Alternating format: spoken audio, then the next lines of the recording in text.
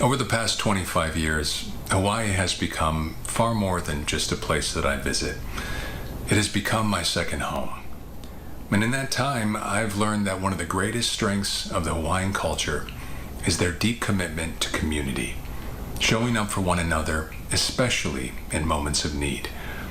In the wake of the Kona low storms, I saw that spirit of aloha in action everywhere. Neighbors, families, farmers, and volunteers from across the islands came together with shovels, brooms, heavy equipment, supplies, donations, and hearts wide open. People stepped in not because they were asked to, but because that's what this community does. Even amid the devastation, there was something profoundly inspiring about witnessing so much compassion, resilience, and unity.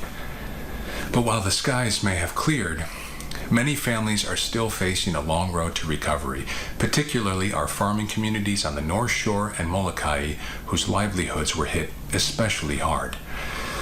That's why I've joined with ALOHA for Hawaii, a statewide fundraiser in partnership with Hawaii News Now, dedicated to supporting those still rebuilding their homes, their farms, and their lives.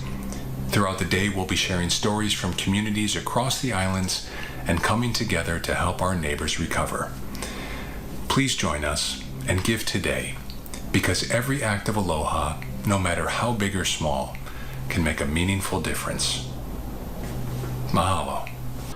Aloha, everyone. This is Michael McDonald. Like so many of you, my heart is with the Hawaiian communities impacted by the recent floods.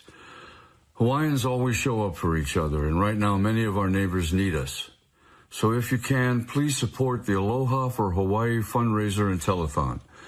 The money you give stays right here in Hawaii to help our local ohana recover. Please consider donating at hawaiinewsnow.com/aloha for Hawaii. Mahalo.